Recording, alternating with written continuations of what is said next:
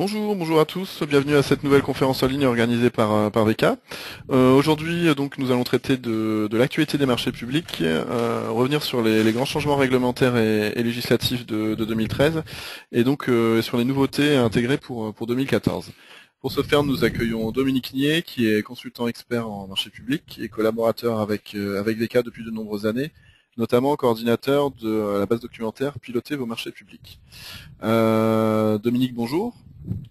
Bonjour Bruno et bonjour à tous. Alors avant de vous laisser la parole, je vais donner quelques petites précisions à nos auditeurs sur le déroulement de cette webconférence. Donc au cours de cette webconférence, vous pouvez nous poser vos questions via l'interface GoToWebinar qui doit s'afficher sur la droite de votre écran. Vous avez un onglet questions. Je note les questions et je les poserai au fur et à mesure donc à Monsieur Nier dans la mesure du possible au cours de la présentation, mais sinon à l'issue de celle-ci, puisqu'on aura une séance de questions-réponses. Donc surtout si vous êtes intéressé par la séance de questions-réponses, ne vous déconnectez pas à la fin de la présentation puisque celle-ci sera suivie par cette séance. Si vous avez d'autres questions qui vous viennent à l'esprit ou si on n'avait pas le temps de répondre à vos questions, n'hésitez pas à vous rendre sur le forum de VK www.vk.fr/forum/ où Dominique Nier donc répondra à vos questions. Vous serez également amené à participer durant cette conférence puisque celle-ci sera ponctuée par des sondages. Et enfin, sachez que la conférence sera enregistrée et donc qu'elle sera mise en ligne sous format vidéo et donc bien sûr on vous enverra le lien dès que possible. Voilà, donc j'ai fini ma présentation. Dominique, je vous laisse présenter le sommaire de l'intervention. Merci Bruno. Donc dans les 3/4 d'heure qui me sont impartis sur cette présentation de l'actualité des marchés publics, je vous propose de faire un point, même si elle n'est pas énorme, sur l'actualité législative et réglementaire 2013.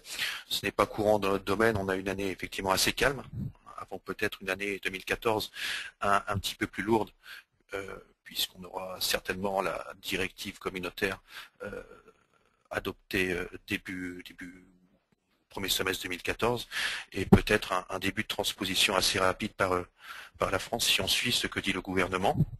Donc tout d'abord un point sur les textes 2013. Une fois qu'on aura vu ça, on parlera essentiellement des apports jurisprudentiels à notre matière. Notamment, nous ferons un point complet sur l'actualité des marchés à procédure adaptée, puisque le code étant assez lacunaire sur leur régime, c'est au juge administratif de dire si oui ou non, par rapport au sacro-saint principe d'égalité d'accès, d'égalité de traitement et de transparence, les acheteurs ont correctement géré leur procédure adaptée. Donc un point sur les obligations puisqu'il y a une mise en concurrence et de choix concernant cette procédure la plus usitée par les acheteurs. Plus généralement, ensuite, on fera un point sur le contentieux de la patation et de l'attribution. Je reviendrai sur une problématique d'actualité depuis quelques années, les conditions de l'allotissement. Sur 2 points, peut-on limiter le nombre de lots attribués à une entreprise, et deuxièmement, bien penser à motiver, justifier son marché global, puisque désormais, depuis 2006, vous le savez, l'allotissement est la règle, le marché global l'exception. Nous ferons également un point sur les questions en relation avec les opérations de sélection et de choix. Tout d'abord, pas mal de décisions sur le contentieux de la sélection des candidatures. Élimination d'entreprises insuffisantes sur des marchés précédentes, questions en relation avec la fixation de niveau minimum de capacité, ou encore sur l'exigence de qualifications particulières et l'appréciation de leur équivalence. Donc pas mal de choses à dire sur la question des candidatures qui intéressent tout le monde, puis donc le contentieux relatif au choix de l'offre économiquement la plus avantageuse, l'expression des critères de choix en procédure adaptée, y compris sur les petites consultations, bien préciser les conditions de mise en œuvre des critères principaux, notion d'offre anormalement basse, et contenu de la motivation des décisions de rejet aux entreprises non retenues. Voilà pour ça.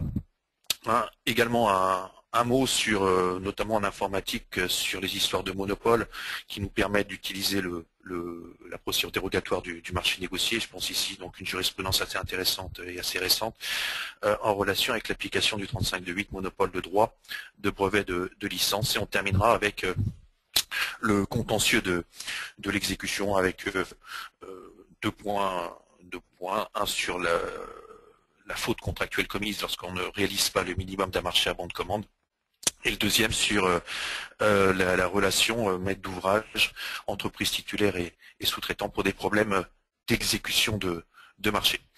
Voilà pour le sommaire de cette intervention. Alors, on va commencer avec on va commencer avec un premier sondage que je vais lancer d'une seconde à l'autre. Hop, voilà. Alors, votre structure verse-t-elle des intérêts moratoires aux entreprises lorsqu'elles ne respectent pas le délai global de paiement? Alors, je vous laisse quelques minutes pour voter. Pour l'instant... Qui est en rapport avec l'actualité 2013, d'un point de vue texte législatif et réglementaire. Hein, et on va voir si, par rapport à un sondage qui est paru cette semaine, nos participants sont sur les...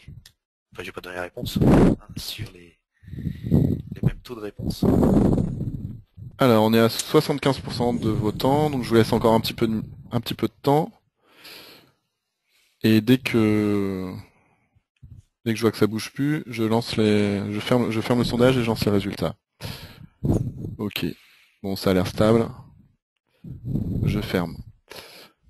Alors, les résultats donc qui vont pas vous surprendre, Dominique, hein, puisque dans 61% des cas, eh bien non.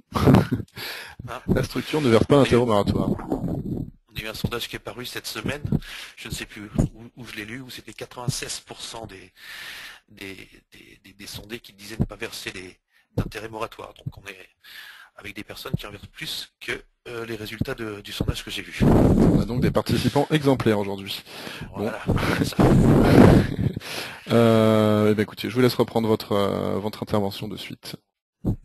Alors donc sur la présentation des textes législatifs et réglementaires récents, donc je vous ai dit une année assez calme, marquée quand même par modification importante des règles relatives au délai de paiement et justement au droit aux intérêts moratoires qui normalement doivent être versés systématiquement, automatiquement, sans que l'entreprise à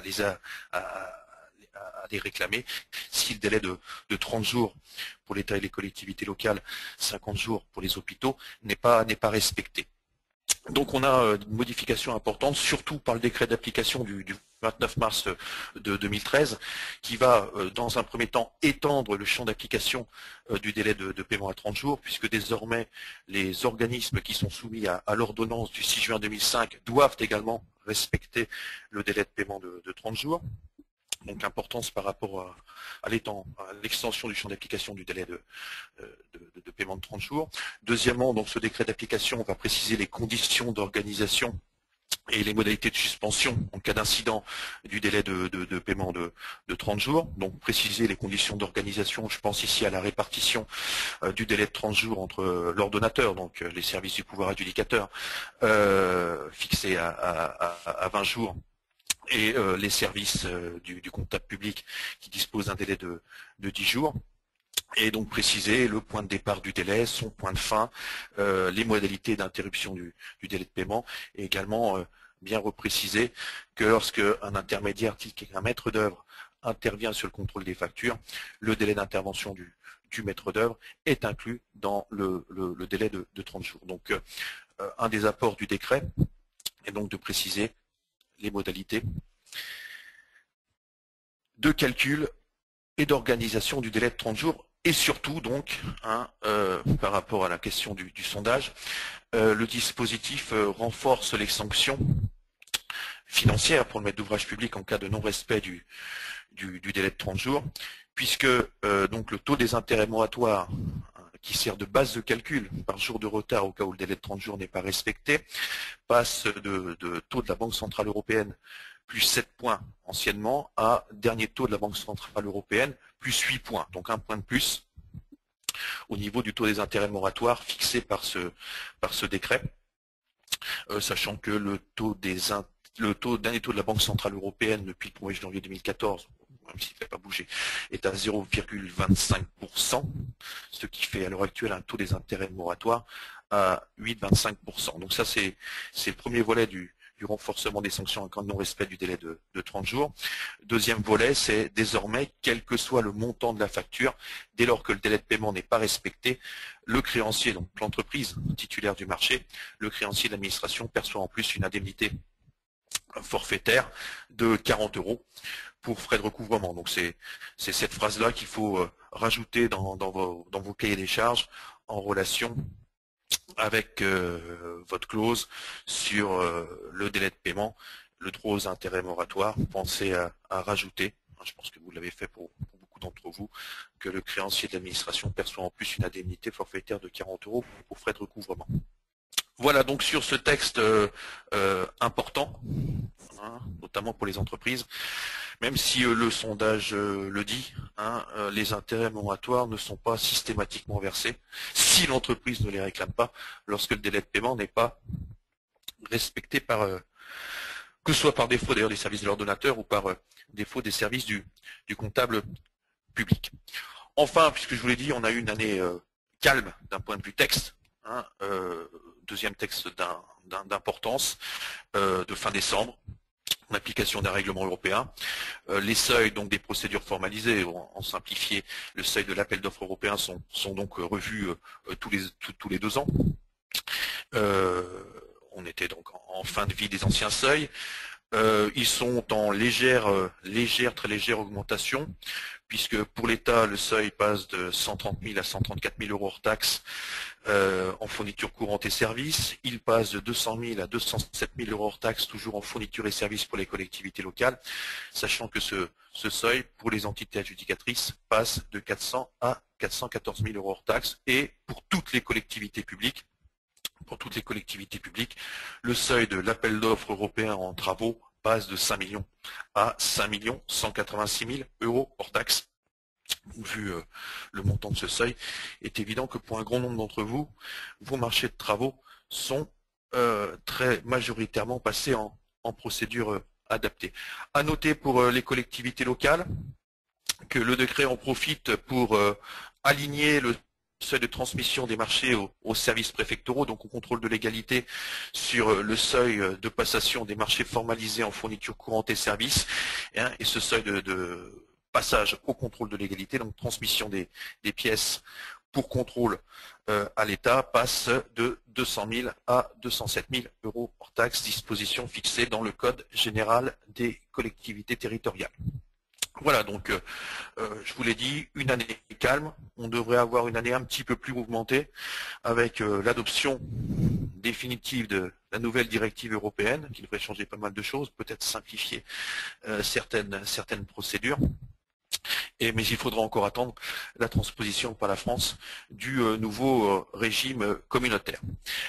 Donc une fois cette actualité législative et réglementaire passée en revue, je vous propose de voir l'actualité des marchés à procédure adaptée, en voyant tout d'abord le champ d'application de la procédure adaptée, puisque vous savez qu'il existe 2 procédures adaptées. La procédure adaptée de l'article 28 du Code, celle qu'on peut utiliser si notre besoin estimé est inférieur au seuil communautaire, donc ce que je viens de citer, 207 000 € hors taxes en fourniture et services, 5 186 000 € hors taxes en travaux.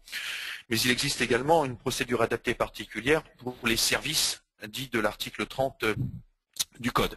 Un service dit de l'article 30 du Code, qui présente donc la particularité que même au-dessus du seuil communautaire, ils peuvent continuer à être passés selon la procédure adaptée. Bon, pour citer quelques exemples concrets, on y retrouve la restauration, l'organisation de spectacles, l'hébergement, le gardiennage, l'entretien des espaces verts. Donc si on a la formation professionnelle, hein, tout ce qui est formation éducation, pas oublier. Donc si on est dans un service relevant de l'article 30, le marché peut, sans limitation de montant, être passé en procédure adaptée. Mais il peut arriver que sur une consultation lancée au titre de ce qu'on appelle l'unité fonctionnelle, regrouper un ensemble de besoins en service qui poursuivent un même objectif, qui ont une même finalité, que dans le corps de notre consultation, on est un mélange de services relevant du régime normal, article 29, et des prestations de services qui relèvent du régime particulier, donc service de l'article 30 du Code. Alors si la consultation est supérieure au seuil communautaire, 134 000 euros, donc je répète, pour l'État en fourniture et services et 207 000 euros pour les collectivités locales, en cas de prestation mixte, est-ce qu'il faut passer son marché selon la procédure d'appel d'offres au régime normal article 29 ou peut-on passer son marché selon le régime particulier de l'adapté article 30? L'affaire concernait un mélange de prestations, donc article 30, qui étaient des services d'interprétariat et de traduction, donc traduction et interprétariat, auxquels se mélangeaient des prestations de services informatiques. Le Conseil d'État va considérer que la valeur des prestations d'interprétariat ou de traduction étant supérieure au coût des prestations de services informatiques, le marché pouvait être légalement passé selon la procédure adaptée de l'article 30 du Code. Donc, pas d'obligation de faire un appel d'offres puisque les prestations relevant du régime normal sont inférieures aux prestations relevant de l'article 30 du Code. Donc bien en amont au niveau de la définition de ce besoin, de l'organisation de sa consultation, lorsqu'on est sur des prestations mixtes, bien délimiter le montant de chacune des prestations respectives pour savoir si son marché peut être conclu soit selon la procédure adaptée, soit s'il doit faire l'objet d'une procédure d'appel d'offres. Voilà pour une petite précision jurisprudentielle intéressante concernant le champ d'application des marchés à procédure adaptée, notamment de l'article 30. Plus généralement, donc les décisions intervenues en 2013 concernent tout d'abord les questions d'obligation de publicité et de mise en concurrence en procédure adaptée.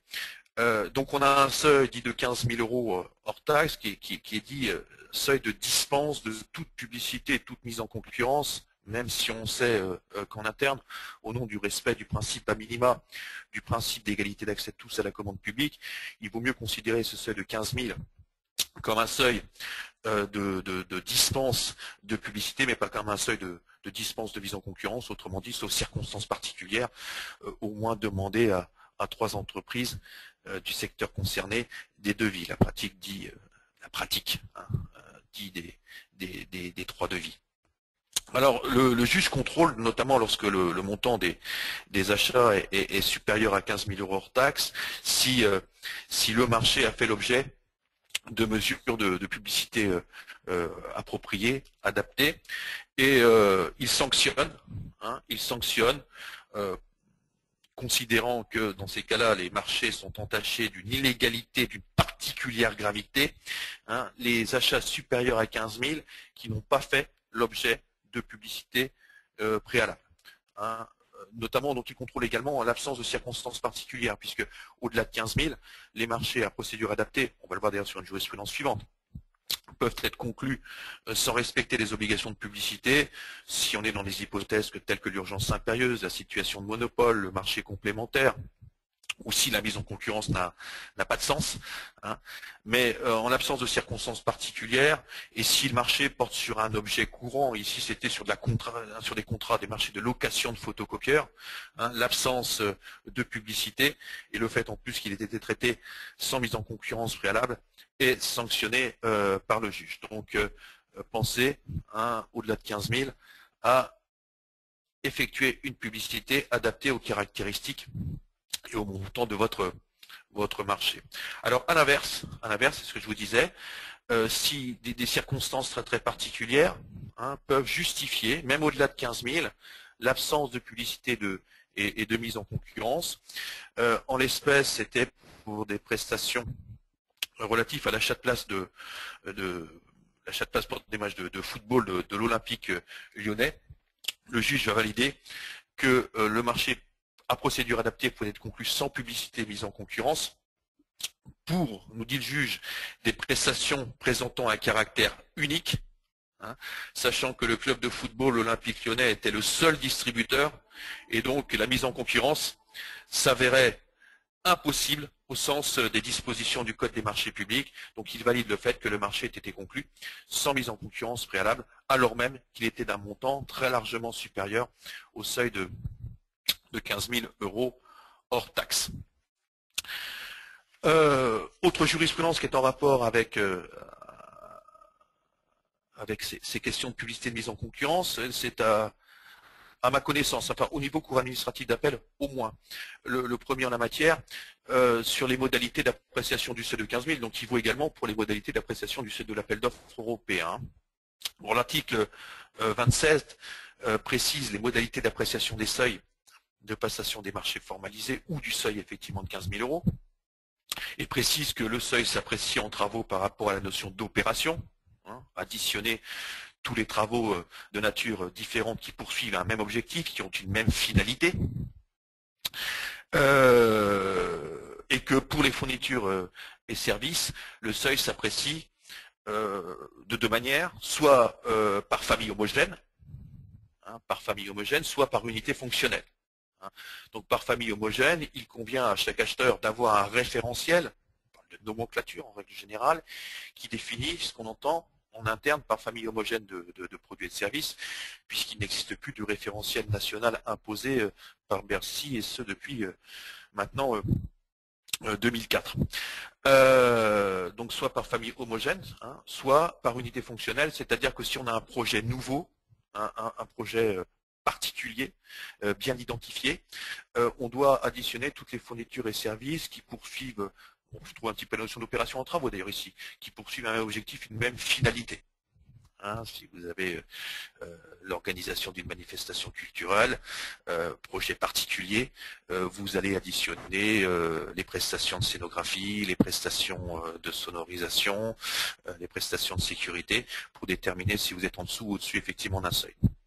Alors concernant l'homogénéité, le caractère homogène, le juge a été amené, donc dans cet arrêt de la Cour administrative d'appel du 20 juin 2013, de sanctionner une collectivité en prenant, en considérant d'ailleurs pratiquement par lui-même ce qu'il entendait par famille homogène de produits, et sanctionner la collectivité au motif que ces achats homogènes excédaient 15 000 euros et qui n'avaient pas fait l'objet de mesures de publicité et de mise en concurrence adaptées aux caractéristiques du marché.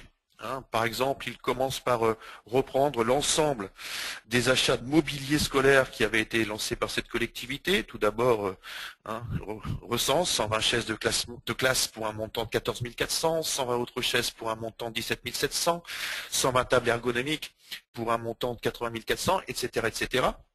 Il constate donc que ces achats de mobilier scolaire excédait largement le seuil de 15 000 euros, seuil au-delà duquel il aurait fallu faire une mise en concurrence, et sanctionne la collectivité. Il fait la même chose d'ailleurs pour deux autres familles homogènes de fournitures. C'est la destination de l'équipement du stade municipal. Il va recenser l'achat de paires de filets de football, l'achat de peinture de traçage, l'achat de haies réglables. Constater donc que ces achats concernant l'équipement du stade municipal, toujours la même chose, excédaient le seuil de dispense depuis une mise en concurrence de 15 000. Et donc ils auraient dû faire l'objet d'une publicité de mise en concurrence adaptée. Et il fait la même chose également pour des produits d'entretien. Donc attention, bien évaluer ses besoins par année, par famille homogène de la nomenclature pour tout ce qui est récurrent, le comparer, ce recensement des besoins, au seuil des procédures, et en fonction de ce montant, lancer la procédure adéquate. Donc a posteriori, le juge administratif peut sanctionner une collectivité qui n'aurait pas recensé de manière formelle ses besoins par famille homogène, ici de fourniture. Premier arrêt qui porte sur cette question, à ma connaissance. À ma connaissance. Voilà pour cette question d'application. Oui, donc on passe au second sondage. Par rapport au référentiel de référence. Alors, je lance le deuxième sondage, que voici. Donc, respectez-vous un délai de standstill en procédure adaptée? Oui ou non? Alors, pendant que nos auditeurs répondent, Dominique, je vais vous transmettre quelques questions d'auditeurs, justement. Alors, il y a Marianne qui voudrait savoir, concernant les frais de recouvrement de 40 €, sont-ils applicables une seule fois ou à chaque relance de facture? c'est par rapport au non-respect du délai de paiement, donc c'est une seule fois. D'accord. Pour moi, c'est une seule fois, oui. Ok. Ok. Et donc il y a Denis aussi qui posait une question, qui voudrait savoir si il était possible de proroger le délai de paiement si en cas de rejet de facture erronée dans la dernière quinzaine du délai de 30 jours. Alors les règles de suspension du délai de paiement sont bien précisées dans le décret de mars 2013.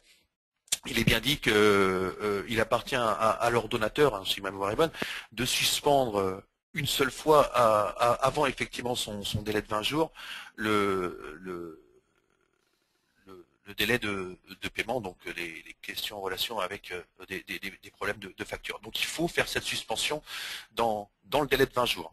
Dans le délai de 20 jours. Donc Ok. 15 jours avant, oui c'est bon, puisqu'il reste encore 5 jours pour pouvoir effectivement le faire. D'accord. L'ordonnateur doit suspendre dans le délai de 20 jours Ok. la facture. Alors une dernière question de Nathalie avant de reprendre. En cas de marché à bon de commande sans maximum, mais relevant de l'article 30 du CMP, peut-on passer un MAPA?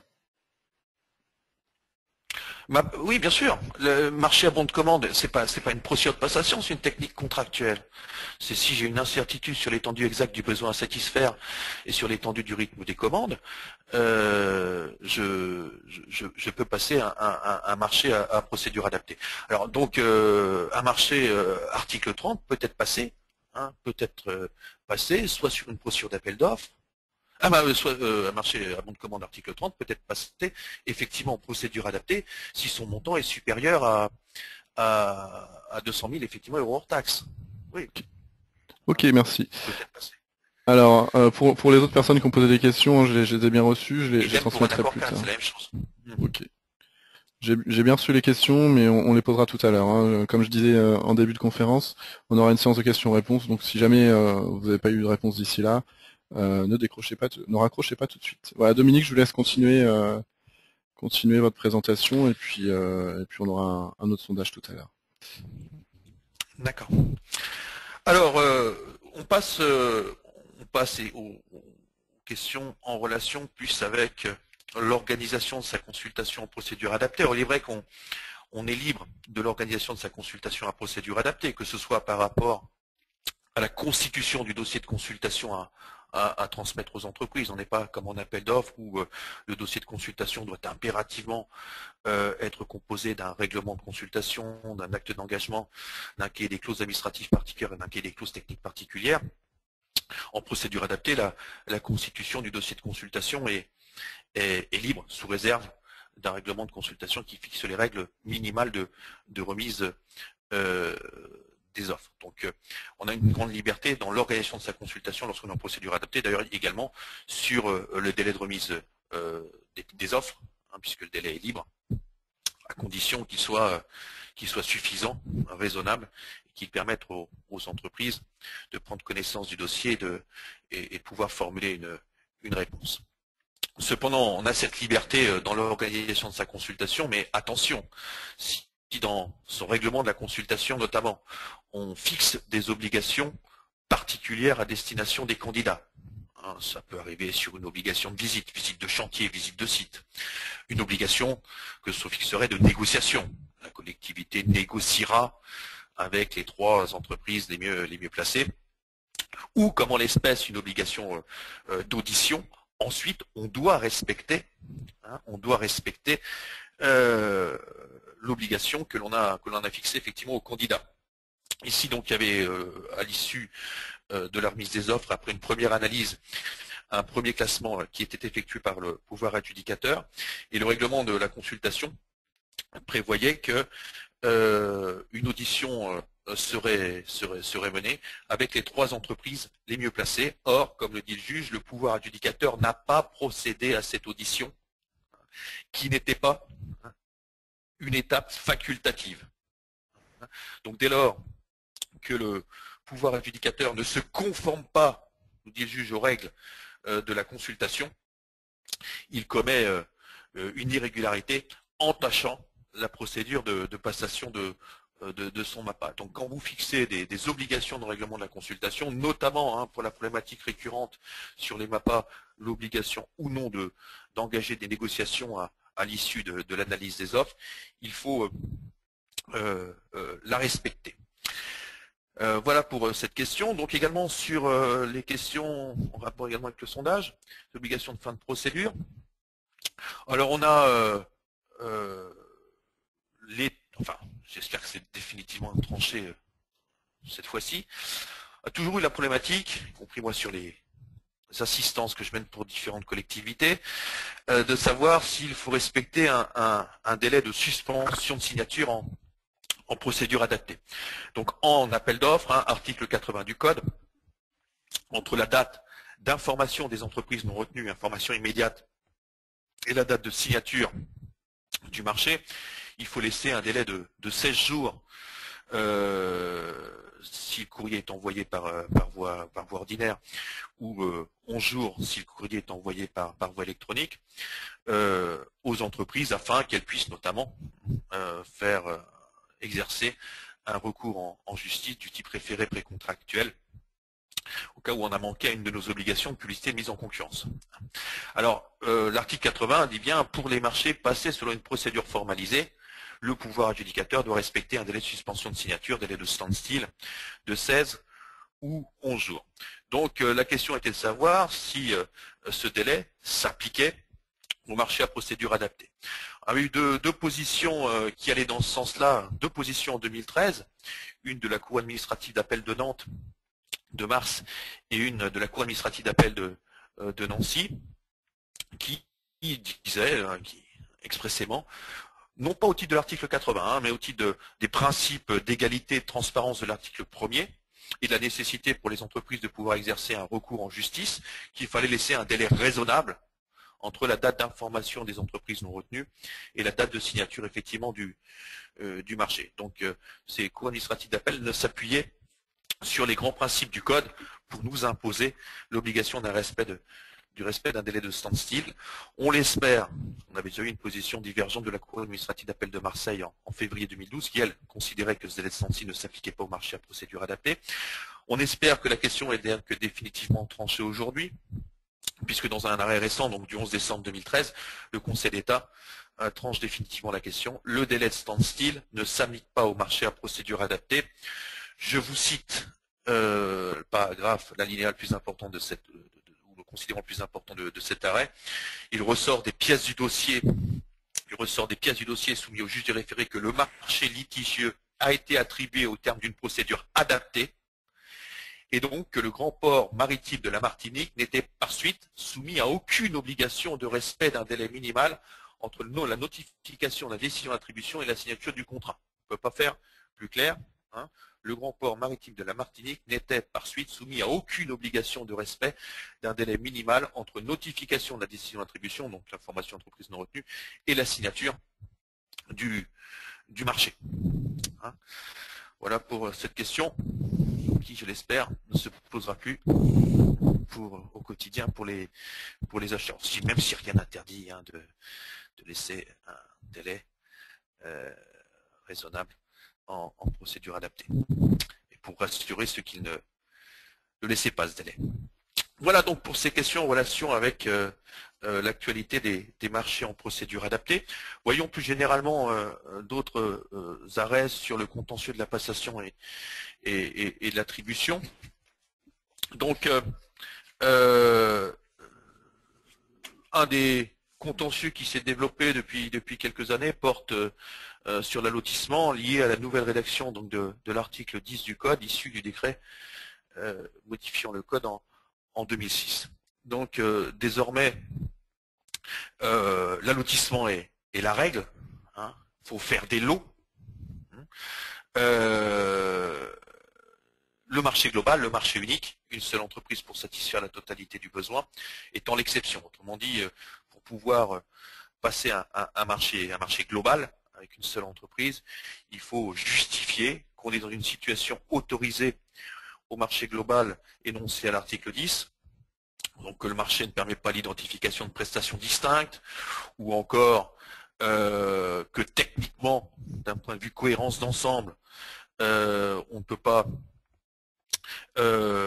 confier la totalité du besoin à plusieurs entreprises distinctes, ou encore pour des raisons financières, un marché à l'OTI conduirait à un surenchérissement substantiel de l'exécution des prestations.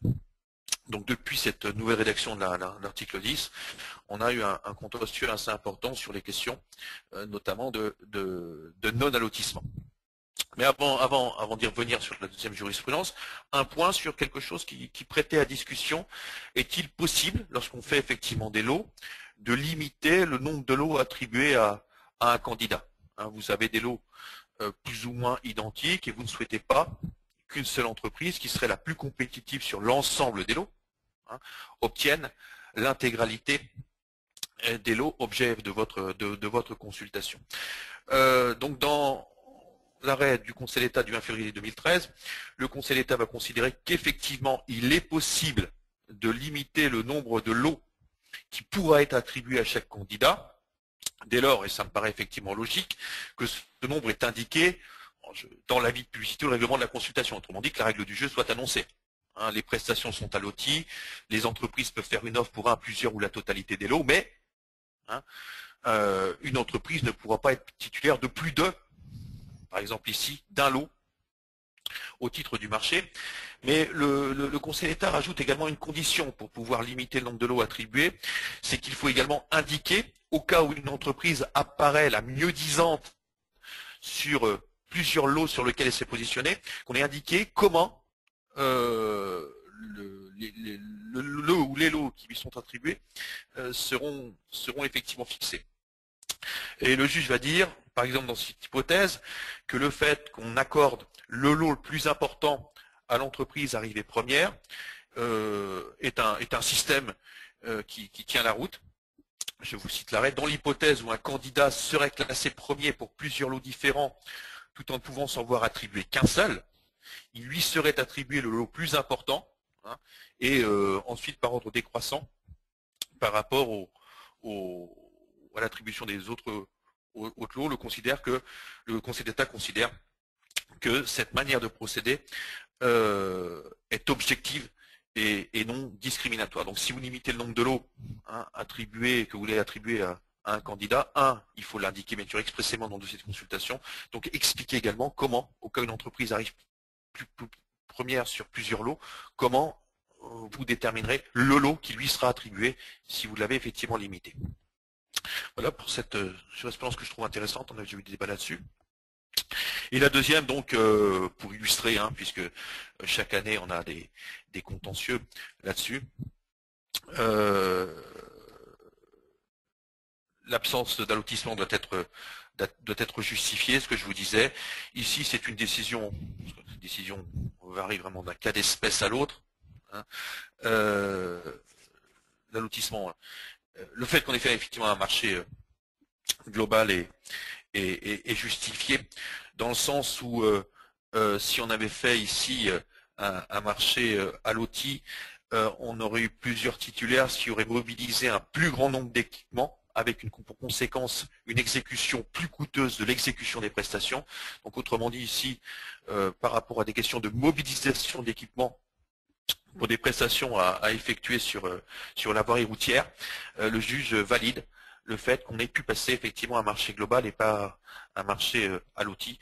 Mais ça nous ramène toujours à la question de savoir, lorsque vous définissez votre besoin, quand vous élaborez votre stratégie d'achat et que vous envisagez la passation d'un marché global, ayez toujours une motivation au regard des motifs de l'article 10 du Code, pas des motivations, on n'a pas suffisamment de moyens en interne pour gérer une multitude de contrats, une motivation au regard des justificatifs de l'article 10, notamment dans cohérence d'ensemble technique ou raisons financières, pour notamment les collectivités locales, pouvoir répondre au contrôle de légalité si vous avez des observations sur une absence de politique d'allotissement, ou pire, si vous avez une entreprise qui vous attaque devant le juge administratif sur cette question-là.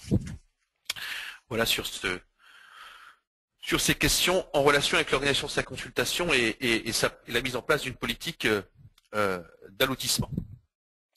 Voyons maintenant plus généralement donc des questions qui concernent la sélection des candidatures et le choix de l'offre économiquement la plus avantageuse. Tout d'abord, une première jurisprudence sur quelque chose qui prête toujours à difficulté au sein des collectivités publiques. Que faire d'une entreprise qui a été insuffisante, qui a été mauvaise, qui a causé des problèmes sur un marché précédent. Donc, plusieurs jurisprudences, notamment du Conseil d'État, qui valident la possibilité, pour autant qu'on en apporte les preuves, donc des traces écrites, qu'on peut éliminer des entreprises qui n'ont pas respecté des délais d'exécution, qui ont posé effectivement des problèmes, qui n'ont pas respecté leur engagement contractuel sur un marché précédent. Et donc des décisions effectivement positives. Mais attention, on ne peut pas éliminer brutalement la candidature d'une entreprise sur les problèmes d'errement sur des marchés précédents. Il faut examiner le dossier de candidature. C'est ce que nous a rappelé la commission d'appel dans cet arrêt. Il faut examiner le dossier de candidature. Regardez si l'entreprise ne présente pas de nouvelles garanties, ne présente pas de nouvelles références, montrant effectivement qu'elle a changé. Donc, comme en l'espèce, la commission d'appel d'offres ne peut pas se borner à rejeter chacune des candidatures de la société en faisant état, je cite, de l'insatisfaction rencontrée au cours de l'exécution d'un précédent marché, sans ne pas avoir recherché si d'autres éléments du dossier permettaient à cette société de justifier de nouvelles garanties au regard des dispositions du Code des marchés publics. Pourtant, ici, le juge valide les manquements graves de la collectivité, puisque le marché avait été résilié pour faute grave, puisque c'était pour non-respect de la réglementation du travail, non-respect du Code du travail. D'ailleurs, le juge valide la décision de résiliation, mais ne valide pas la décision qui écarte la candidature de l'entreprise, non pas sur le fond, mais sur la forme. Non sur la forme. Bien pensé à regarder, examiner le dossier de candidature d'une entreprise qui nous a posé des problèmes sur un marché précédent. Si elle n'apporte pas de nouvelles garanties, on justifiera le rejet de son candidature de la manière suivante. Après examen de votre candidature, en l'absence de nouvelles garanties et de références présentées, votre candidature a été rejetée au regard des difficultés que nous avons rencontrées sur l'exécution de tel ou tel effectivement marché. Mais d'abord examiner le dossier de candidature. Également, donc, au niveau de la sélection des candidatures, nous avons la possibilité de fixer ce qu'on appelle des niveaux minimums de capacité ou des niveaux de capacité technique ou de capacité effectivement financière. Donc indiquer dans l'avis de publicité ou règlement de consultation que pour pouvoir passer la barrière de la candidature, les entreprises doivent disposer d'au moins de tant de moyens humains, techniques, matériels ou tant de chiffres d'affaires. Bien entendu, pour ne pas conduire à écarter les petites entreprises de l'accès au marché public, il faut que la fixation de ces niveaux minimums de capacité soit proportionnelle, soit proportionnelle aux caractéristiques, au montant de votre marché. Par exemple, le juge valide pour un marché qui portait sur toujours l'entretien de la voirie routière, signalisation routière, on pourrait plutôt dire, sur une zone géographique importante, que l'exigence d'avoir en capacité technique au moins 12 fourgons équipés de panneaux à message variable était justifiée par rapport à l'objet du marché. Donc, fixer un niveau minimum en équipement matériel, oui, si c'est justifié par l'objet du marché, ni manifestement disproportionné, comme nous dit le juge administratif. Idem pour la question de fixation de niveau minimum de chiffre d'affaires. Là, c'est sur un marché de collecte et d'enlèvement des déchets opéré par la ville de Paris. Le marché était estimé à un montant de 4,5 millions d'euros. 4,5 millions d'euros, bon, déjà un joli bébé. Et la ville de Paris exigeait que les candidats au marché disposent d'au moins d'un chiffre d'affaires de 6 millions d'euros. Donc on pourrait pratiquement dire un rapport de 1 à 1,5. Le juge considère que ce n'est pas disproportionné. nécessité d'avoir un chiffre d'affaires d'au moins 6,5 millions d'euros. Notamment, il y rajoute, au regard de la nécessité de garantir la continuité d'un service public important qui est l'enlèvement de déchets. Donc on peut, si ce n'est pas disproportionné, fixer un niveau minimum de chiffre d'affaires dont les candidats doivent disposer pour passer la barrière de la candidature. Voilà donc sur cette question-là. Autre point, toujours sur la sélection des candidatures, pratique est plutôt dans le domaine des travaux. Il arrive qu'on fixe des obligations pour les candidats de disposer d'une qualification particulière. Ici, c'est une qualification accordée par l'Association pour la qualification de la précontrainte et des équipements des ouvrages de bâtiments et de génie, donc une qualification d'un organisme professionnel de la branche de l'entreprise. Et pour ne pas être discriminatoire, il faut toujours rajouter effectivement ou équivalent. C'est-à-dire qu'une entreprise qui ne dispose pas de la qualification, mais des équivalents à cette qualification, ne doit pas être éliminée sur le simple motif qu'elle ne dispose pas de la qualification Calibat, OPQCB ou je ne sais quoi. En l'espèce, donc, la collectivité est sanctionnée au motif qu'une entreprise ne disposait pas de la qualification donc de cette association. Cependant, elle apportait tous les éléments permettant de justifier de sa capacité professionnelle, je cite, pour exécuter le marché. Elle avait présenté un dossier comprenant de nombreuses références de travaux comparables, des certificats de capacité, donc des certificats de maître d'ouvrage public attestant de sa capacité à réaliser les travaux dans le domaine spécifique de la précontrainte par câble. En plus, elle disposait d'une carte professionnelle de la Fédération nationale des travaux publics relative à la précontrainte. Donc le juge sanctionne l'élimination de cette candidature qui était sur le simple fait que l'entreprise ne disposait pas de la qualification exigée par la collectivité publique. Donc bien faire attention à ces questions d'équivalence lorsqu'en travaux notamment vous exigez des entreprises qu'elles disposent d'une qualification déterminée.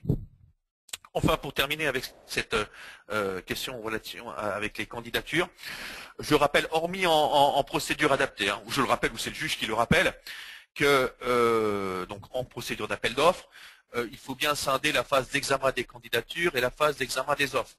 Et lorsqu'on est en phase de choix de l'offre économiquement la plus avantageuse, on se concentre sur les critères de choix qu'on a énoncés aux entreprises pour départager les offres, et on ne peut pas utiliser un critère tenant à la candidature pour départager les offres. Ici, donc, une collectivité se fait sanctionner au motif qu'ils ont utilisé en critère de choix, enfin en sous-critère du critère de la valeur technique, ils ont utilisé le sous-critère de présentation de l'entreprise comme critère de choix des offres, et le juge rappelle que c'est un critère qui tient à la candidature et donc qu'il ne peut pas être utilisé comme critère de choix des offres. Donc faire attention à ça. Petite précision, je fais attention à ce que je dis. J'ai bien dit en procédure formalisée, puisque bon, même si on n'en a pas eu, pour ça qu'il n'y en a pas cette année dans le PowerPoint, en procédure adaptée, on a différentes jurisprudences qui nous disent qu'en procédure adaptée, on peut en une seule phase examiner candidature et offre, autrement dit utiliser des critères tenant à la candidature, par exemple les références, comme critères de choix des offres.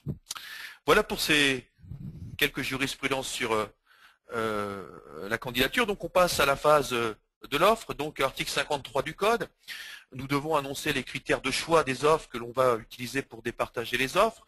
Et attention, cette obligation d'annoncer les critères de choix des offres, contrairement à ce que pensent certains effectivement acheteurs, s'applique à tous les marchés, quel que soit leur montant. Autrement dit, comme nous l'affirme la Cour administrative d'appel de Douai dans cet arrêt de fin décembre 2012, l'obligation d'annoncer les critères de choix, ici c'était sur les critères valeur technique et prix, s'applique y compris pour une consultation simple, consultation simple sur simple devis pour l'achat d'un simple matériel. Ici, en l'espèce, c'était une tondeuse. En l'espèce, c'était une tondeuse. L'entreprise a eu du courage d'attaquer devant le juge administratif pour non-respect du principe de l'annonce des critères de choix pour l'achat d'une simple tondeuse. Sachant que si vous n'énoncez pas dans votre consultation sur simple devis les critères de choix aux entreprises, il faut considérer dans ces cas-là que vous ne faites une attribution que sur le simple critère du prix. Donc attention, hein, annoncer ces critères de choix pour toutes les consultations, y compris les plus petites, hein, celles dites sur simple devis. Alors, autre chose en relation avec l'expression de ces critères de choix,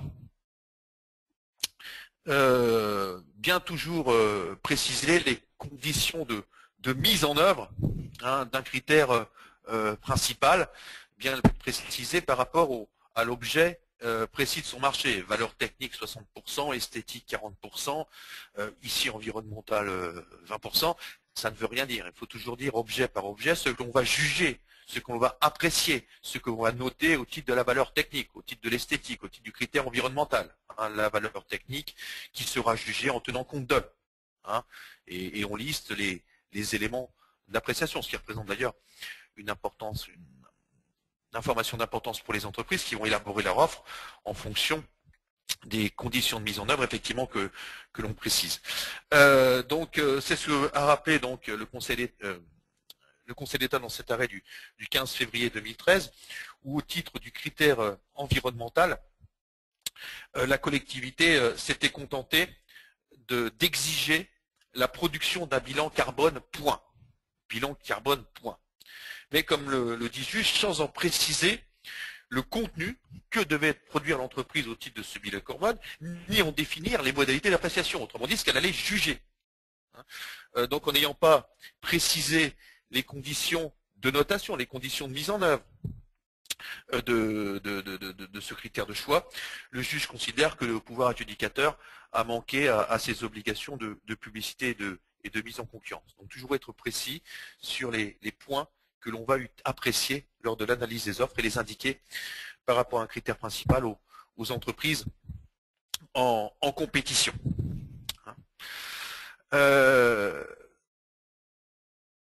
Autre question, toujours en relation avec ces questions d'expression de critères de choix ou de sous-critères. Donc les critères de choix doivent être pondérés, on doit donner le poids respectif de chacun des critères. On indique, comme on vient de le dire, les sous-critères, les conditions de mise en œuvre du critère principal. Et la question sous-jacente est souvent de savoir, est-ce qu'il faut également donner le poids respectif de chacun des sous-critères de choix? La réponse est non, sauf.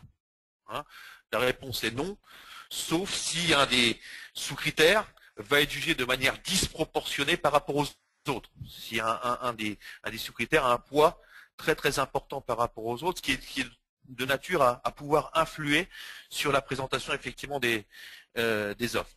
Ici, on avait donc au titre de la valeur technique un sous-critère qui était intitulé préconisation de mise en œuvre, qui comptait pour 20 points sur les 30 attribués aux critères de la valeur technique.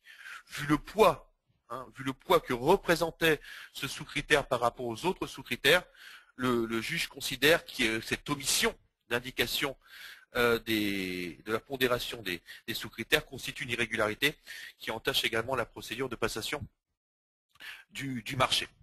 Hein. Donc, à faire attention à cette question. Et si vous n'indiquez pas le poids de chacun de vos sous-critères, essayez d'analyser au niveau de la notation chacun des sous-critères selon le même poids.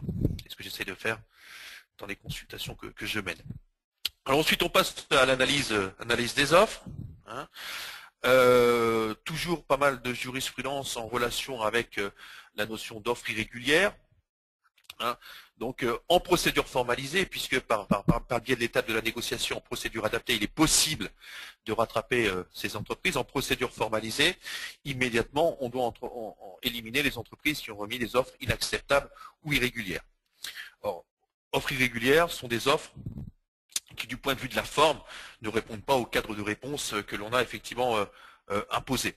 Hein. Un acte d'engagement non signé, un planning de réalisation exigé qui n'a pas été remis, pire, un mémoire technique non remis, font que les entreprises sont éliminées pratiquement donc dès l'ouverture des plis contenant les offres sur ce simple motif. Et le juge effectivement vient également affirmer qu'un bordereau des prix mal rempli rend l'offre irrégulière, donc valide le fait que le pouvoir adjudicateur pouvait écarter une entreprise qui n'avait pas rempli correctement le bordereau des prix pour irrégularité.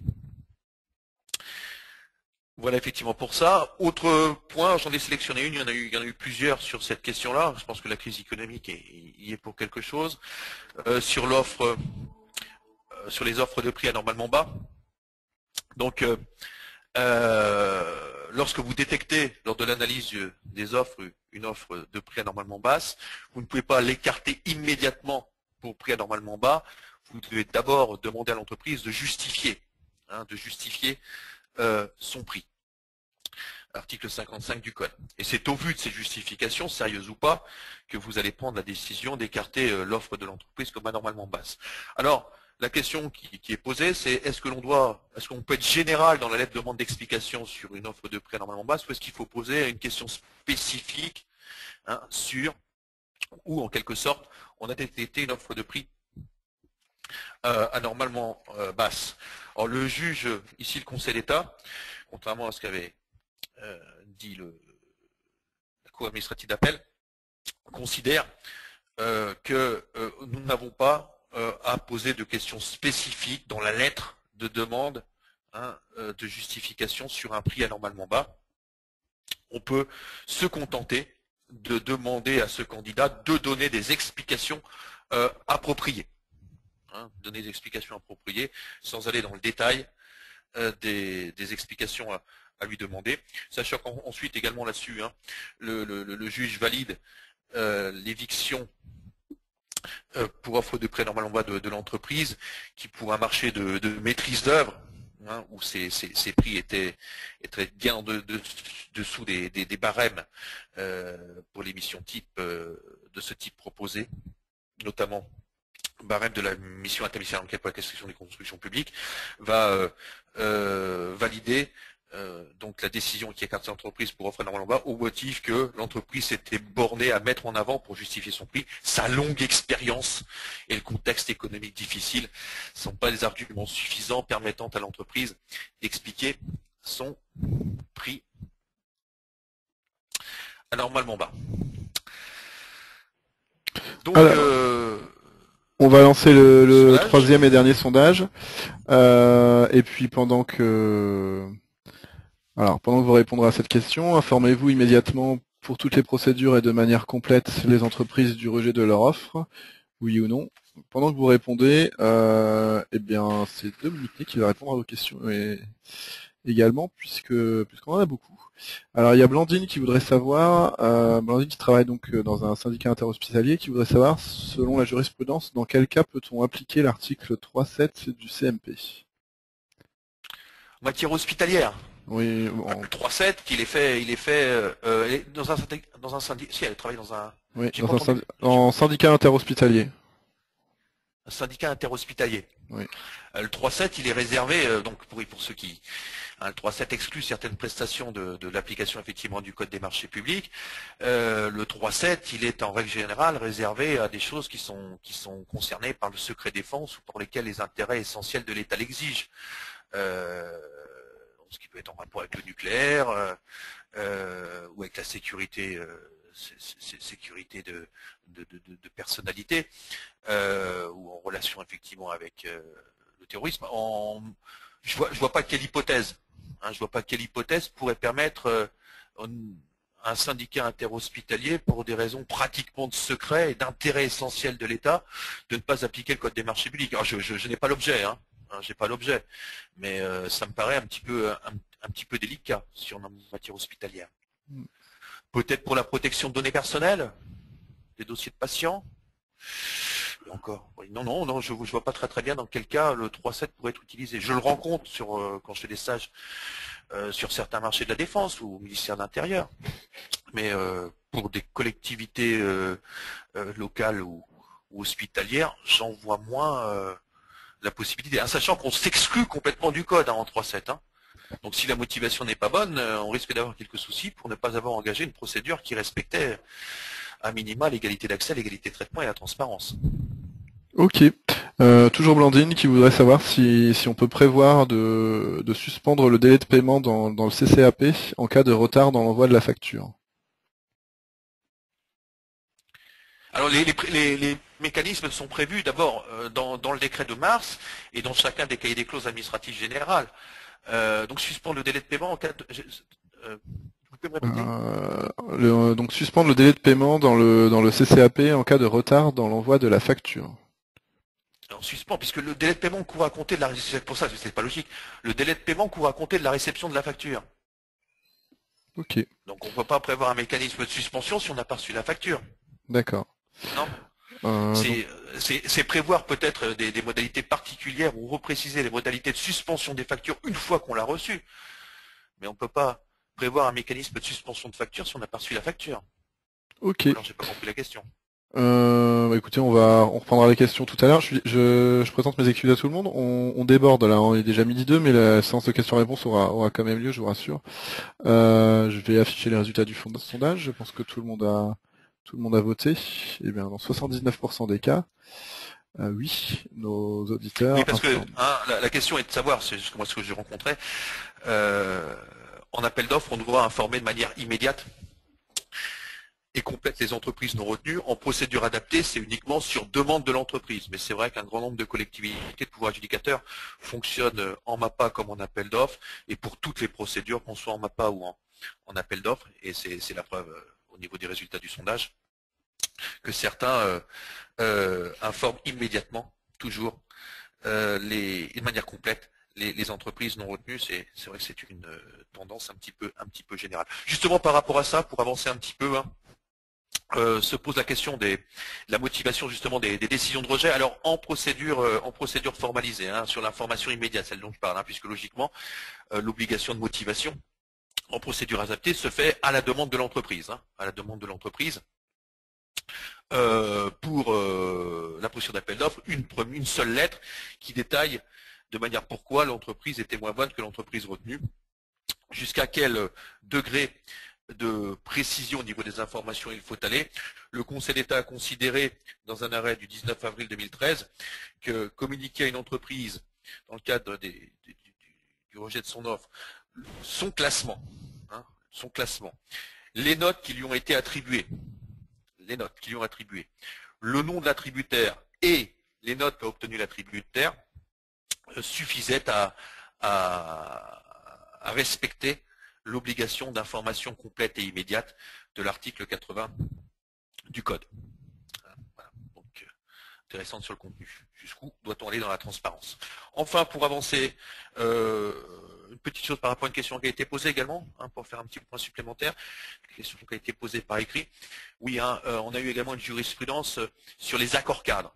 Pas trop le temps de développer, mais sur les accords cadres, il y a 2 listes de critères de choix qu'il faut effectivement annoncer. Les critères de choix qu'on va utiliser pour départager les offres pour l'attribution des accords cadres, plus lors des remises en compétition, quand on est en système de multi-attribution. Il faut également annoncer dans le cahier des clauses administratives particulières du marché les critères de choix qu'on utilisera pour départager les différents titulaires de retenue lors des remises en compétition. Sachant que c'est la difficulté, c'est pour un grand nombre d'années, en fonction des consultations lancées, il faut réussir à lister ces critères. Le Conseil d'État admet qu'on puisse effectivement, pour l'attribution des marchés subséquents, avoir un mécanisme de fourchette de pondération, mais attention, qui ne soit pas effectivement trop large. Par exemple, il va sanctionner un marché de l'UGAP au motif que pour les critères de choix énoncés pour l'attribution des marchés subséquents, par exemple, certains critères pouvaient aller de 0 à 70%. Donc ou de 0 à 50%. Ça ne permet plus aux entreprises d'avoir une appréciation de la règle qui sera utilisée ultérieurement pour départager les offres sur remise en compétition pour l'attribution de marchés subséquents. Voilà, je vais faire un petit point supplémentaire par rapport à une question qui avait été posée par écrit. Dernière chose par rapport au contentieux de la passation, un mot sur les marchés négociés. On n'a pas eu à ma connaissance de jurisprudence. Donc vous savez que dans des situations particulières, le Code nous autorise à utiliser la procédure dérogatoire du marché négocié si on est dans une des hypothèses autorisées de l'article 35 du Code des marchés publics, urgence impérieuse, circonstances imprévisibles, négocier suite à appel d'offres déclaré infructueux, ou monopole de droit de brevet de licence, monopole de droit de brevet de licence. Et souvent, donc, ces histoires de monopole se posent en informatique, lorsqu'on a besoin de passer un marché de maintenance évolutive d'un logiciel qu'on a déjà acquis et pour lequel on ne dispose pas des codes sources, des droits de propriété. Donc, le Conseil d'État, hein, sur un des cas les plus courants sur ce recours à la situation de monopole, va considérer que l'acheteur public peut faire appel à un opérateur, hein, donc monopole économique effectivement déterminé, si le titulaire dispose de droits d'exclusivité, hein, et va valider que cette dérogation puisse s'appliquer à une société informatique qui dispose d'un droit d'exclusivité pour la maintenance et l'exploitation de son logiciel, sachant qu'en plus la société disposait d'une attestation non contestée de l'exclusivité sur la maintenance et l'exploitation de son produit informatique. Donc, jurisprudence assez intéressante sur les marchés de maintenance ultérieurs à l'achat d'un produit informatique. Enfin, pour terminer, point sur le contentieux de l'exécution. Alors au niveau de l'actualité, il y a eu des questions qui ont été posées sur les avenants, donc, mais au niveau jurisprudentiel, au niveau avenant, il n'y a pas eu grand-chose, avenant ou décision de poursuivre, hein, puisque on peut également utiliser la décision de poursuivre pour modifier les stipulations contractuelles si le marché le prévoit, notamment qu'il y ait des clauses administratives générales. Le CCAG Travaux, par exemple, prévoit la possibilité de passer également des modifications du contrat initial, pas seulement par avenant, mais par décision de poursuivre. Hein, sachant qu'on peut utiliser l'avenant ou la décision de poursuivre à condition que les avenants ne soient pas excessifs, ne soient pas disproportionnés. Hein, les avenants ne doivent pas bouleverser l'économie initiale du marché. Mais donc sur deux contentieux, on a eu d'autres que je viens de voir effectivement de pas mal de cours administratifs d'appel qui viennent de les mettre en ligne. J'ai l'impression que ça se développe, peut-être parce qu'effectivement maintenant les 5 cahiers des clauses administratives générales en parlent. Attention, hein, quand vous fixez un minimum dans un marché à bon de commande, il faut effectivement l'atteindre. Hein, vous devez être sûr effectivement de l'atteindre. Si vous ne l'atteignez pas, vous commettez une faute contractuelle. Hein, vous commettez une faute contractuelle, et si l'entreprise le réclame, parce que ce n'est pas automatique, vous devez l'indemniser du préjudice subi. Hein, et dans cet arrêt de la Cour administrative d'appel de Paris, on en a eu d'autres, hein, récents, de Cour administrative d'appel, je vous renvoie sur Légifrance aux arrêts parus qui viennent d'être mis en ligne de décembre 2013. On doit indemniser. Cette indemnisation n'étant pas la différence entre les commandes réalisées et le minimum du marché, mais cette indemnisation couvrant la perte de marge bénéficiaire qu'aurait obtenu l'entreprise si on avait réalisé ce minimum, ainsi, nous dit le juge, le cas échéant, aux dépenses qu'elle aurait engagées, des dépenses supplémentaires sur justification pour pouvoir satisfaire à ses obligations contractuelles minimales. Donc pensez, hein, sachant que, je répète, vous avez une totale liberté quand vous passez des marchés à bon de commande pour indiquer un mini, un maxi, ne mettre qu'un mini, ne mettre qu'un maxi ou ne mettre rien du tout. Enfin, jurisprudence qui nous rappelle également qu'en cas de sous-traitance, le titulaire reste seul responsable. Hein. Nous connaissons que l'entreprise sous-traite une partie de la prestation à un sous-traitant. Nous ne connaissons pour les questions d'exécution du marché que d'entreprises titulaires. On avait déjà eu des jurisprudences là-dessus. Hein. On ne pouvait pas, par exemple, pour des problèmes de pénalité de retard, appliquer les pénalités sur les sommes dues aux titulaires. Elles sont appliquées au titulaire, à lui ensuite de se retourner contre son sous-traitant. C'est également la même chose ici. La même chose ici pour des problèmes de réparation de malfaçons, des malfaçons sur des travaux constatés. On ne peut pas contractuellement retenir les sommes sur le coût des réparations sur le sous-traitant.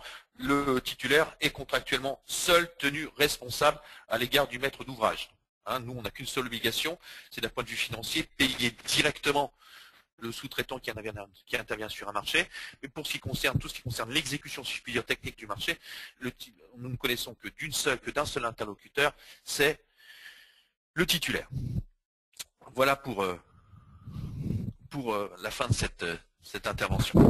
Merci Dominique. C'est pas grave. Donc si vous voulez aller plus loin avant qu'on prenne la question-réponse, sachez que VK propose différentes solutions sur ces thématiques, notamment beaucoup de formations. Je vous en ai mis quelques-unes sur le slide.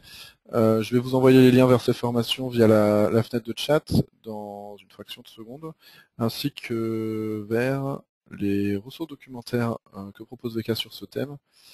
Alors, hop. Voilà, donc normalement via la fenêtre de chat vous avez tous les liens.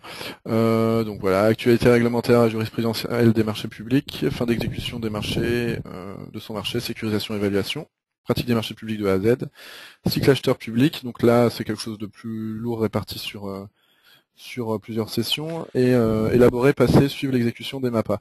Vous aurez toutes les dates donc et puis les modalités d'inscription sur les liens que je vous ai mis dans la fenêtre d'à côté ou de manière générale sur le site de VK, www.vk.fr.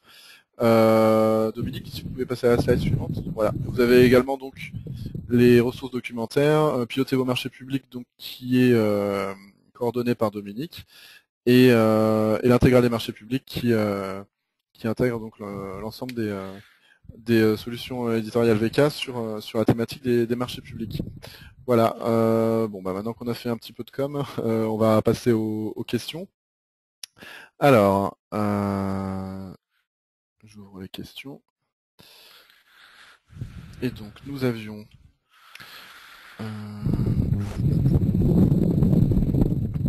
donc Bérénice qui voulait savoir si sur une année les achats sont en dessous de 15 000 € hors taxe, mais que sur 4 ans le montant est au-dessus de 15 000 € hors taxe, comment faire?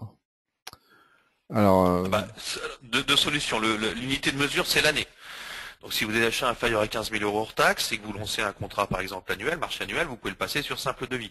Si vous souhaitez passer un marché sur plusieurs années, c'est possible sur 4 ans, dans ces cas-là, pour apprécier le seuil de 15 000, il faut prendre le montant annuel multiplié par le nombre d'années susceptibles d'être couvertes par le contrat. S'il est sur 4 ans, il faut prendre le montant annuel de 10 000 € multiplié par 4. Là, vous êtes à 40 000, il faudra faire une publicité adaptée.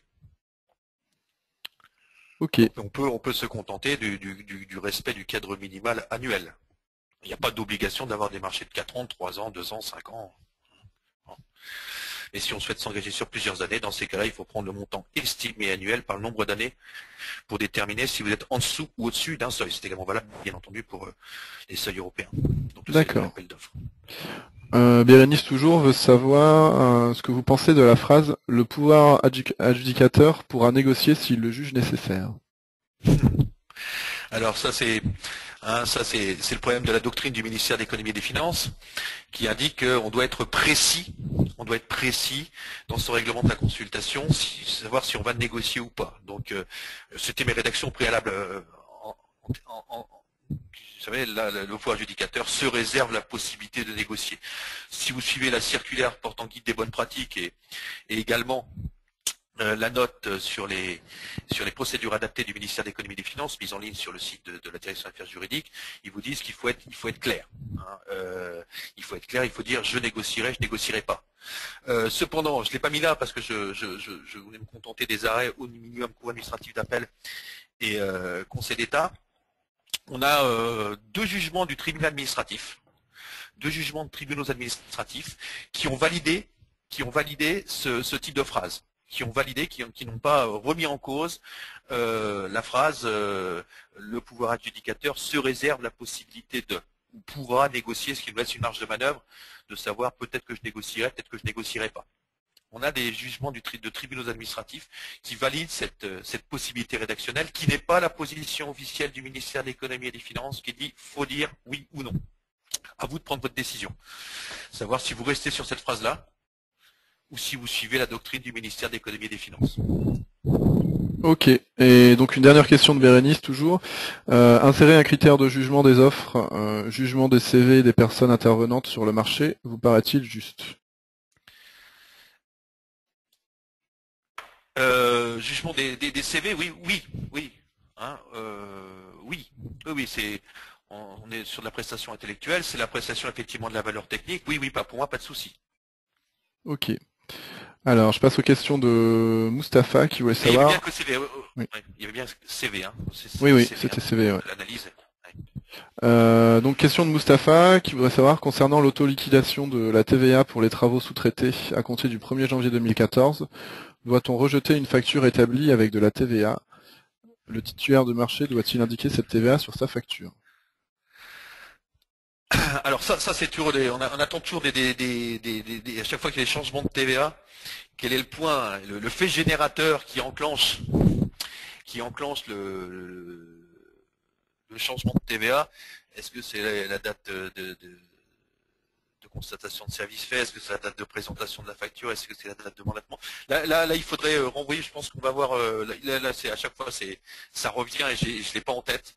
Hein. Mais en règle générale, on a des explications qui nous sont fournies par le ministère de l'économie et des finances sur le point du fait générateur qui déclenche qui permet de soit conserver l'ancien taux, soit qui oblige à passer au nouveau taux. Tiens, j'avais oublié celle-là. C'est vrai, les conséquences à chaque fois du changement de TVA. Donc là il faudrait reprendre précisément quel effet générateur. Là, je ne l'ai pas en tête. Ok, et toujours Mustapha qui voudrait savoir, doit-on signer un DGD avec réserve sans mentionner le montant des prestations, objet des réserves sur le dit DGD? Là je préfère répondre par écrit là-dessus. D'accord, ok. Je préfère aller faire une recherche, je peux pas répondre. Je vous transmettrai la question, ou je la mettrai voilà. on la mettra sur le forum VK, et puis de toute façon toutes les questions là, honnêtement, on pourra pas répondre à toutes les questions aujourd'hui à l'oral. L'ensemble des questions sans réponse qui ont été posées depuis le début de la séance seront mises sur le forum VK. On vous enverra le lien avec les réponses dès que possible, avec l'enregistrement de la conférence. Alors. Je passe une question de Nadia. Un candidat avec un très bon dossier technique peut-il être pénalisé si après appel de deux collectivités citées dans les références, il ressort que les prestations sont très mauvaises? Elle parle d'un simple appel téléphonique, hein, aucun écrit de la part de ces collectivités non satisfaites. Ah, c'est toujours un petit peu délicat. D'abord, ça, comme je le rappelais, c'est au niveau de la candidature que la décision doit être prise. Hein. On ne peut plus le pénaliser une fois qu'on est en phase effectivement d'analyse des offres. Donc c'est en l'absence effectivement de preuves et si c'est pas par rapport à son vécu, son expérience particulière, ça va être un petit peu difficile à justifier. Et le prendre en compte dans l'analyse des offres, c'est normalement pas possible puisque c'est quelque chose qui concerne la candidature. Et puisque c'est les mêmes équipes qui interviendraient si le marché lui était attribué, là c'est un petit peu plus délicat que la question que j'abordais effectivement tout à l'heure. Ok. Toujours Nadia qui voudrait savoir si une offre irrégulière en MAPA peut-elle être rectifiée si la négociation n'a pas été prévue dans le règlement de la consultation. Pour moi oui. Pour moi oui. Ok. Je vais encore vous en poser une ou deux, mais on va pas aller très loin non plus parce qu'il est déjà 12h20. L'article 30 existera-t-il toujours dans la nouvelle directive européenne? Question de Cécile. Bonne question. La France on aime bien les niches. Hein. La France s'est battue pour que le régime de l'article 30 soit maintenu dans la nouvelle directive européenne. Catherine Berjal, l'ex-directrice des affaires juridiques, s'était félicitée que la France avait gagné, mais d'après ce que j'ai lu, alors j'attends toujours que le texte soit définitivement adopté, la liste, le service article 30 existerait toujours, mais dans une version très très très allégée. On n'y retrouverait plus, par exemple, je pense, la formation, le gardiennage, l'entretien des espaces verts. Il y aurait quelques prestations qui continueraient, notamment dans le domaine de l'action sociale, sur ce que j'ai lu, à être en article 30, mais la liste serait considérablement réduite. Ok. Donc une toute dernière question, et puis donc je le répète, pour tous ceux qui n'ont pas de questions, je pense notamment à Denis, Michel et Bérénice qui ont posé beaucoup de questions. On vous les transmettra par écrit les réponses de façon publique, enfin à tous les participants. Donc Françoise voulait savoir, concernant le changement de TVA, doit-on établir un avenant? Non. Je crois que c'est justement ce qui est prévu. Alors je vous dis, à chaque fois qu'on a un changement de TVA, je vais peut-être un petit peu brutal, un changement de TVA, les règles sont reprécisées par Bercy. Il y a souvent des instructions d'ailleurs qui sont assez longues en la matière concernant les marchés publics. D'ailleurs, ce qui me surprend, d'ailleurs, c'est vrai que j'avais un petit peu zappé sur ce point-là, sur cette difficulté. Mais par rapport aux anciens changements, il me semble que c'est quelque chose effectivement qui s'impose, qui est un aléa économique, qui n'a pas procédé par avenant à un changement du taux de TVA. Il s'impose. Ok, Bon bah écoutez, merci beaucoup. On va donc arrêter là. Avant de vous laisser, je crois que normalement, quand la conférence va se terminer, vous allez avoir un petit questionnaire de satisfaction qui va se déclencher.